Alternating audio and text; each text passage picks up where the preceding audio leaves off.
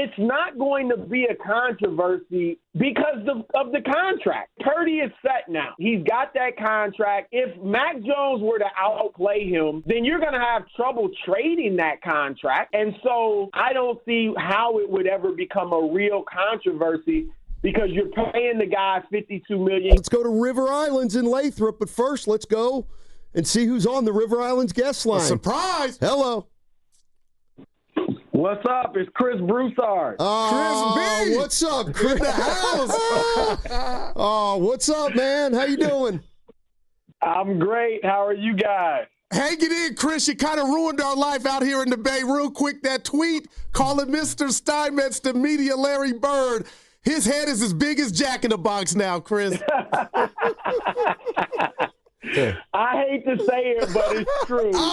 Hey, Chris, as long as I got you on the line, I know you and Nick go back and forth a lot about Brock Purdy, and we just started our show before you came on, and it's kind of interesting out here. Mac apparently is playing well enough that there just doesn't seem to be a huge clamor to get Brock Purdy back on the field, like maybe another franchise type quarterback. I don't know. We're just batting it around. What do you think?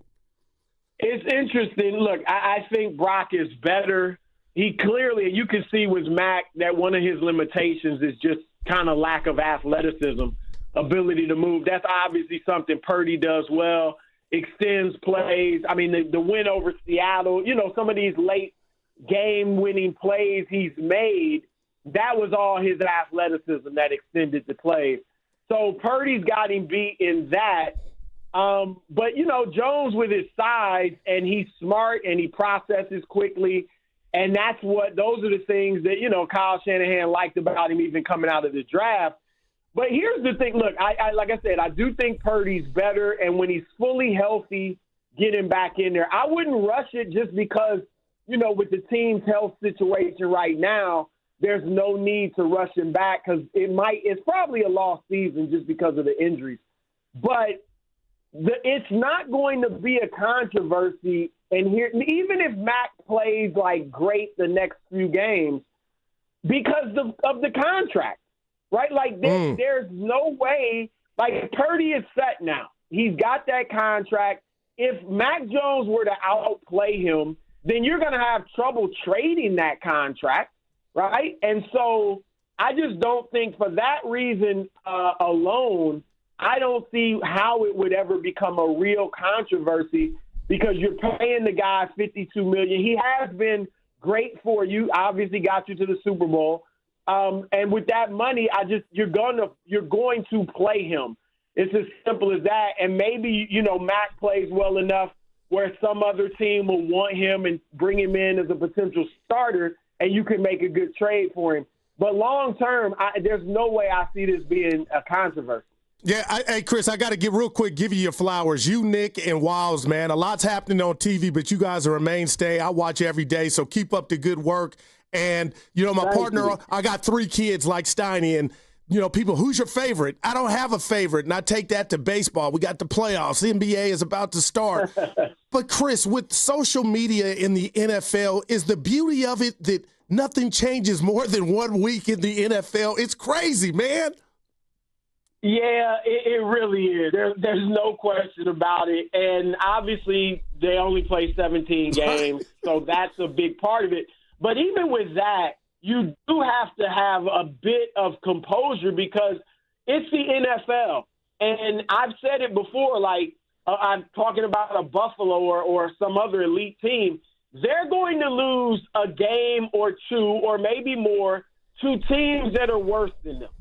Right? That's just how it is. You're going to lose. The elite teams aren't going 17-0, 16-1. They're going to lose a couple games to teams that are just worse than them, and you can't act like the sky is falling.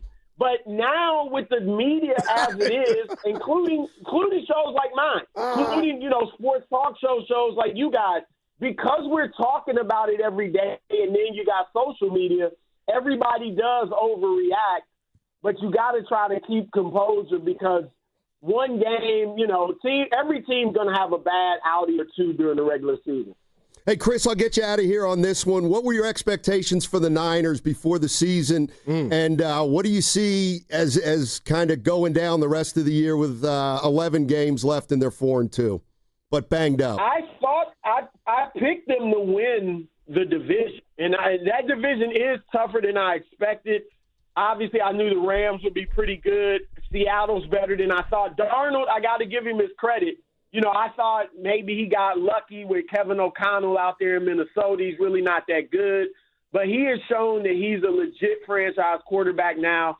And Arizona is the worst team in the division, but they're not, you know, you can't just pencil in a win over them. So, I look, and this, guys, you know this, and I kind of have a question for you. With the Niners under Shanahan, it's always about the injuries. When they're healthy, they're in the playoffs and making a run at the Super Bowl. When they're not, it's generally a lost season. And look, they've done well to start 4-2 with all the injuries. You got a few guys coming back too, but I just think the losses on defense with Bosa and Warner are going to be tough to overcome, and not to mention how much longer Purdy might be out. But let me ask you guys, is there any talk out there? I mean, they are the most injured team in the league, and I'm just like, what is going on with the training staff out there? Because, I mean, every other year or one out every 3 years, they get 5, 6, 7 key players injured.